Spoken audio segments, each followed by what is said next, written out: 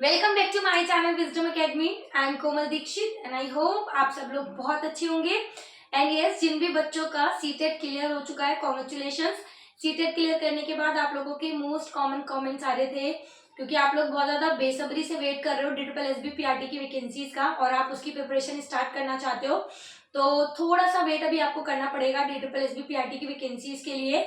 And congratulation, आप सबका CTET clear हो गया। और इसी के साथ आप लोगों का ना एक मोस्ट कॉमन मैसेज आप लोग कह लो टेलीग्राम पर है कि क्या हमें DSSB क्लियर करने के लिए क्या सिर्फ NIOS पढ़ना है। और NI क्योंकि मोस्टली आप लोगों का यही कमेंट है कि आप सिर्फ NIOS ही पढ़ने के लिए बोलते हैं, इसके अलावा क्या हमें कोई बुक नहीं पढ़नी या हम कोई हेल्प बुक या गाइड या काइंड ऑफ कुछ भी नहीं ले सकते या हमें पढ़ना नहीं है। ठीक है, तो मैं जैसे जब भी वीडियो बनाती हूँ DSSB के रिगार्डिंग तो मैं NIOS के साथ साथ आपको DLED की बेसिक बुकें सजेस्ट करती हूँ। अगर आप लोगों को चाहिए बहुत ज्यादा मटेरियल मैं आपको बता दूं और आप पढ़ भी ना पाओ, और अगर आप पढ़ भी लो उसमें से आपको जो मोस्ट कॉमन कंटेंट है वो आपका एग्जाम में ना आए, तो आपको इतना ज्यादा पढ़ने से कोई फायदा नहीं है। ठीक है, 10 बुकों को पढ़ने से अच्छा है कि हम एक ही बुक को 10 बार पढ़ लें। तो थोड़ा सा अपने ऊपर ट्रस्ट बना के रखो कि इतनी ज्यादा बुकें पढ़ लेने से हमें नहीं आएगा, जितना हम एक बुक को ही 10 बार पढ़ लेंगे तो हमको ज्यादा अच्छे से चीजें क्लियर हो जाएंगी। ठीक है, तो बहुत सारे बच्चे हैं जो फ्रेशर हैं, उनको भी पता ही नहीं है कि कैसे पढ़ना है, क्योंकि उनके हिसाब से उन्होंने डाइट की बुकें पढ़ ली, उन्होंने NIOS भी कर लिया, उन्होंने जो KD पाठक है वो बुक भी कर ली, बहुत सारी बुकें उन्होंने पढ़ ली है, मंगला की बुकें पढ़ ली है, तो उनको सारा साइकोलॉजी का पार्ट क्लियर हो गया। देखो ऐसा कुछ भी नहीं होता कि मतलब आप बार बार सारी बुकें पढ़े जा रहे हो। उन बुकों को भी अगर आप बार बार पढ़ोगे ना, तब जाकर के आपको एक बेसिक चीज आपके दिमाग में बनेगी कि वो बुकें आपसे चाहती क्या है, वो बुकों में एक्चुअली लिखा क्या है, वो आपसे क्या डिमांड कर रहा है कि पेपर में किस तरीके के क्वेश्चन आ सकते हैं। तो आज इस वीडियो में हम पार्ट बी के लिए कुछ स्ट्रेटेजी शेयर करने वाले हैं। DSSB PRT पार्ट बी के लिए हम क्या क्या पढ़ सकते हैं और किस तरह से हम पढ़ सकते हैं या हमको पढ़ना चाहिए। क्योंकि मैंने काफी बार जब पहले पेपर दिया है 2 बार, तो यही गलतियां मैंने स्टार्टिंग के फेस में करी थी। क्योंकि जब मैंने फर्स्ट टाइम अपना पेपर दिया था तो मैं 0.53 से रह गई थी, सिर्फ ई डोजियर सबमिशन के बाद भी जो फाइनल मेरिट बनती है ना 0.53 से रह गई थी। शायद अगर ये स्ट्रेटेजीज या चीजें मुझे स्टार्टिंग में पता चल जाती तो वो भी परेशानी ना रही होती। ठीक है, तो कोई बात नहीं, होप फॉर दी बेस्ट। अभी मैं आपके साथ शेयर करने वाली हूँ कि हम कैसे DSSB PRT पार्ट बी पे अपना जो सब्जेक्ट स्पेसिफाई है ना वो फोकस कर सकते हैं। तो जैसा कि आप सभी को पता है कि ये जो पेपर है हमारा 100 मार्क्स का आता है, और मैं NIOS पर इतना ज्यादा जोर इसलिए देती हूँ क्योंकि अभी जो हमारा एग्जाम आ रहा है ना 2018 से, आप कह सकते हैं 2018 से पूरा ना NIOS ओरिएंटेड आने लगा है। इससे पहले एग्जाम NIOS से बिल्कुल भी नहीं आता था। आप अपनी जो नॉर्मल साइकोलॉजी पढ़ते हो, जो आपकी एजुकेशनल पेडागोजी होती है, टीचिंग मेथोलॉजी होती है, एग्जाम उसी में से आता था।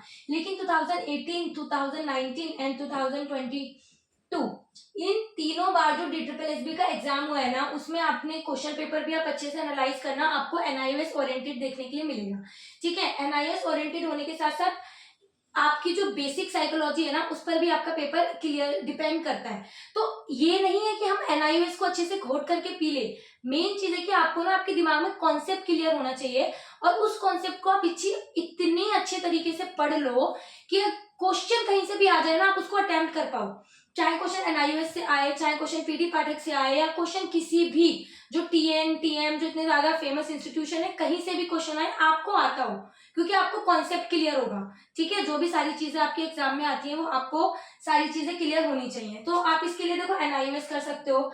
जो आपकी DLED की बुक है ना, आप अपनी DLED की बेसिक बुक उठा लो, आप उनको अच्छे से कवर कर सकते हो, या आप कोई भी आपकी जो स्टडी गाइड होती है ना आप वो गाइड पढ़ सकते हो। अभी आप लोग देख रहे होंगे कि इतने ज्यादा ऑनलाइन कोचिंग स्टार्ट हो चुके हैं, वो सभी अपनी ऑनलाइन गाइडें निकालते हैं। ठीक है, बहुत फेमस फेमस यूट्यूबर्स भी हैं जो सभी अपनी फेमस गाइडें निकालते हैं। ठीक है, तो आप क्या कर सकते हो ना, उसकी एक बुक ले लो, किसी की भी बुक ले लो, वो देखो वो आपकी चॉइस है, बट आपको उसको पढ़ना किस तरीके से। लेट्स सपोज मेरे पास बुक है, ये complete syllabus wise study book है मेरे पास। ठीक है, प्रतीक शिवालिक की बुक है, मैंने आपको पहले भी दिखाई होगी।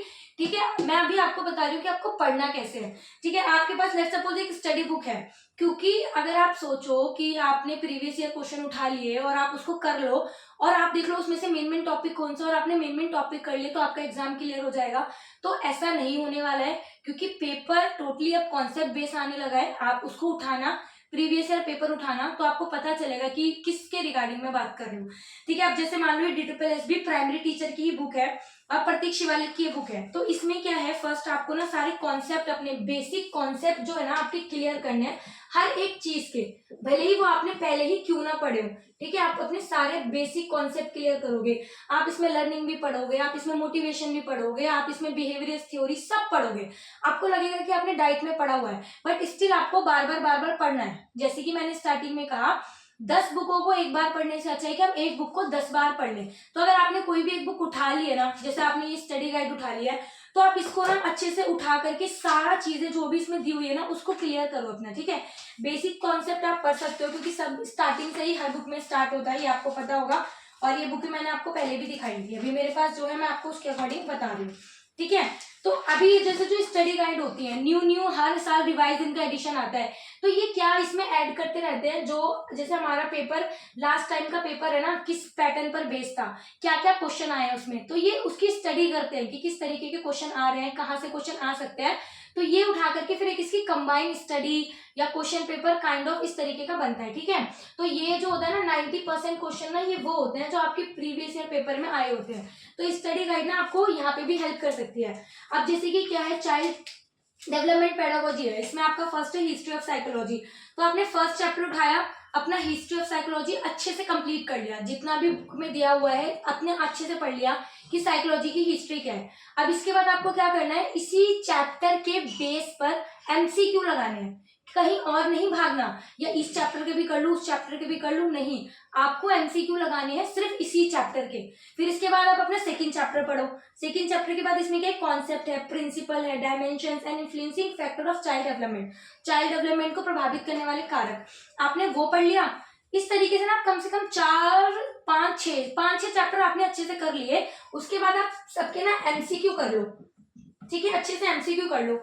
उसके बाद एमसीक्यू करने का आपका फायदा क्या होगा, आपको ये पता चल जाएगा कि जो आप पढ़ रहे हो वो वर्थित है या नहीं। अगर आप जो पढ़ रहे हो और उसमें से एमसीक्यू आपके बन रहे हैं और आपको आंसर आ रहा है, इट मीन्स कि आप ठीक पढ़ रहे हो। बट अगर आप पढ़ रहे हो और एमसीक्यू आपसे नहीं हो रहे, तो आपको वहां पे बात समझ में आ जाएगी कि कहीं ना कहीं कुछ प्रॉब्लम हो रही है। मतलब मैं क्वेश्चन को या तो समझ नहीं पा रहा हूँ, या कुछ दिक्कत हो रही है कॉन्सेप्ट में, क्योंकि चीजें क्लियर नहीं हो रही, एमसीक्यू नहीं बन रहे। तो 5 से 7 चैप्टर करने के बाद आप अच्छे से एमसीक्यू प्रिपरेशन कर लो। और इसी तरीके से ना आपको फिर प्रीवियस ईयर उठाने हैं। बच्चे क्या करते हैं, पहले ही प्रीवियस ईयर देखने लगते हैं, फिर उनको लगता है अच्छा ये भी नहीं आता, ये भी नहीं आता, ये भी नहीं आता, ये न्यू टॉपिक है। ऐसे नहीं करना आपको। आपको क्या करना है, कोई भी एक स्टडी गाइड ले लो, काइंड ऑफ किसी भी तरीके की स्टडी गाइड, आप चाहो तो ये प्रतीक शिवालिक की ले सकते हो।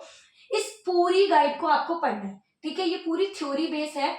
पूरी थ्योरी करने के बाद आपको क्या करना है, इसके पीछे ही चैप्टर वाइज ही एमसीक्यू दे रखे हैं, आपको वो सारे एमसीक्यू लगाने हैं। ठीक है, सारे के सारे एमसीक्यू लगाओ और देखो किन कॉन्सेप्ट पे आप कर पा रहे हो और किन को नहीं कर पा रहे। यहाँ से आपको आइडिया मिलेगा कि भाई ये टॉपिक में मुझे प्रॉब्लम आ रही है, जिनको मुझे दोबारा से पढ़ने की जरूरत है। और ऑब्वियसली जब आप रिवाइज करोगे तो उसको पढ़ोगे भी। और इस तरीके से कम आपको पूरी गाइड जो है वो एटलीस्ट पढ़नी है। और जो भी एमसीक्यू इसमें दिए हुए हैं वो आपको करने हैं। जो भी एमसीक्यू आपके गलत होंगे वहां पे डिटेल एक्सप्लेनेशन आपको मिली जाएगी कि क्यों गलत हुए, क्या इसका आंसर हो सकता है। इस तरीके के आप सारे चैप्टर एक बार कर लो। ठीक है, जब आपका एक बेसिक बहुत अच्छा बन जाएगा, आपको समझ में आ जाएगा कि बेसिकली साइकोलॉजी में क्या है। क्योंकि जब आप कोई भी एक स्टडी गाइड उठाओगे ना, तो उसमें आपको टीचिंग एप्टीट्यूड भी मिलेगा, टीचिंग मेथोलॉजी भी मिलेगी, साइकोलॉजी भी मिलेगी, सारी चीजें आपको मिल जाएंगी। क्योंकि ये काइंड ऑफ आपका जो प्रीवियस ईयर का पेपर होता है उसी के ऊपर ही रिवाइज होता है। ठीक है, एक बार जब आपने बहुत अच्छे से स्टडी गाइड कर ली, फिर आपको क्या करना है, आपको प्रीवियस ईयर का पेपर लेना है। ठीक है, पीवाईक्यू आपको करना है। देखो पीवाईक्यू तो किसी भी पेपर के लिए मस्ट है, आप छोड़ नहीं सकते। मेरे पास ये प्रतीक शिवालिक की ही है। ठीक है, इसमें क्या हुआ है, प्रीवियस ईयर क्वेश्चन है सारे, अब तक DSSB PRT के जितने भी पेपर हुए हैं उनके जो प्रीवियस ईयर क्वेश्चन है ना वो है। ठीक है, तो अभी आपको क्या करना है, ये प्रीवियस ईयर क्वेश्चन लगाने हैं। फिर अभी एकदम से नहीं लगाने, आप इसके साथ अपना देखो मॉक टेस्ट देते रहो। मॉक टेस्ट आप लगा सकते हो, मॉक टेस्ट लगाओ पहले, लेकिन अपना कॉन्सेप्ट बहुत अच्छा बनाओ। फिर आपको मॉक टेस्ट साथ में लगाने तो लगाते रहो, प्रीवियस ईयर क्वेश्चन सॉल्व करो, हर चैप्टर के रिलेटेड क्वेश्चन सॉल्व करो। इसके बाद क्या करना है, जब आपको लग रहा है ना आपने पूरी स्टडी कर ली, पूरी गाइड आपकी कंप्लीट हो गई, फिर आप अपनी ऐसी कोई भी ऐसी बुक ले सकते हो प्रीवियस ईयर क्वेश्चंस की, यही एग्जाम गाइड की। तो प्रतीक शिवालिक की बुक है ये। तो आपको क्या करना है कि आपको ये लगाने स्टार्ट करने हैं। एक पेपर कर लिया, 2 पेपर कर लिए, या एक हफ्ते में 3 पेपर आप कर रहे हो, इस तरीके से जो भी आपकी स्ट्रेटेजी रहेगी, totally all up to you. तो इसमें आपको क्या करना है, आपको ना प्रीवियस ईयर पेपर करने स्टार्ट करने हैं। तो फिर जब आपको प्रीवियस ईयर पेपर करोगे, आप एनालाइज करोगे, तब आपको समझ में आएगा कि अच्छा ये कॉन्सेप्ट मेरा क्लियर नहीं है, या इस टॉपिक में मेरे सबसे ज्यादा क्वेश्चन गलत हो रहे हैं। तो ऑब्वियसली आपका दिमाग में ये चीज होगी ना, आप उस टॉपिक को दोबारा करोगे, क्योंकि आपके क्वेश्चन गलत हो रहे हैं। और इसी तरीके से टॉपिक टॉपिक बहुत सारे टॉपिक निकल के आएंगे। आप भले ही एक गाइड बहुत अच्छे तरीके से कर लो, बट एंड में ना आपको टॉपिक ऐसे बहुत सारे मिलेंगे कि अच्छा ये भी नहीं आता, ये भी नहीं आता, क्योंकि टॉपिक से भी सब टॉपिक होते हैं। साइकोलॉजी के स्टूडेंट हो आप, सबको पता होगा। तो आपको इस तरीके से फिर प्रीवियस ईयर क्वेश्चन लगाने हैं। जितने ज्यादा प्रीवियस ईयर क्वेश्चन लगा सकते हो वो लगाओ। चैप्टर वाइज रिलेटेड सारे एमसीक्यू है इसमें, तो आप चैप्टर से रिलेटेड एमसीक्यू लगा सकते हो। जिस पर्टिकुलर चैप्टर की प्रॉब्लम है उसे पढ़ पढ़ के लगा सकते हो। इस तरीके से आप जो है अपनी जो तैयारी है वो कर सकते हो। अभी बच्चों को नहीं पता होता, वो सीधे प्रीवियस क्यू पीवाईक्यू से शुरू करते हैं, होते नहीं है, फिर वो हो जाते हैं कि हमारे तो इतने नंबर बन रहे, इतने नंबर बन रहे, क्या करें। नहीं, एक स्ट्रेटेजी को फॉलो करना है, इसके लिए आपको ये चीजें करनी पड़ेंगी, ठीक है। सबसे पहले अभी क्या करना है, कोई भी स्टडी गाइड उठा लो, कोई भी बुक हो सकती है वो, ठीक है। फिर इसके साथ आपको हर चैप्टर के पीवाईक्यू, प्रीवियस ईयर क्वेश्चन करने हैं, चैप्टर रिलेटेड क्वेश्चन करने हैं, और इसके बाद मॉक टेस्ट देना है, ठीक है। अब देखो 100 मार्क्स का हमारा नंबर है, 100 मार्क्स का हमारा ये एग्जाम पेपर है, तो हम इसको छोड़ भी नहीं सकते, ठीक है। अब इसके साथ एनआईयूएस भी मैं अभी भी बोलूंगी आपको करनी ही है। आप मुझे अभी भी बोलोगे कि आप बोलते हो कि एनआईयूएस करनी है, एनआईयूएस कर लो, बट एनआईयूएस का जो मटेरियल है ना आपको in study guide in book में भी मिलेगा। मैं अभी भी यही बोलूंगी, ये चीजें आपको करनी है, ठीक है। तो इस तरीके से आप कर सकते हो। और ये जो प्रतीक शिवालिक की बुक है, जो भी है, इनका जो है लिंक डिस्क्रिप्शन में दिया हुआ है, आप लोग वहां से चाहो तो ऑर्डर कर सकते हो। और उससे भी पहले ना पीडीएफ भी दी हुई है इनकी सैम्पलिंग के लिए, तो एक बार सैंपल पीडीएफ देख लो, आपको कैसी लगती है, अच्छी लगती है तो आप ऑर्डर कर लो, ठीक है। इस तरीके से आप चीजें देख सकते हो। और अभी आई होप ये जो सारी स्ट्रेटेजी है, इससे आपको पार्ट बी का तो एटलीस्ट कॉन्सेप्ट क्लियर हो गया होगा कि पढ़ना किस तरीके से है। जो फ्रेशर्स हैं बहुत ज्यादा परेशान हो रहे हैं, क्या बुक लें, कैसे पढ़ें, ये बुक कैसी है, क्योंकि अब मार्केट में बहुत ज्यादा बुक्स अवेलेबल है, ठीक है। तो आई होप कि अभी आपके सारे डाउट्स क्लियर हो गए होंगे। स्टिल अभी कुछ भी रहता है किसी भी चीज से रिलेटेड, तो वो आप पूछ सकते हो।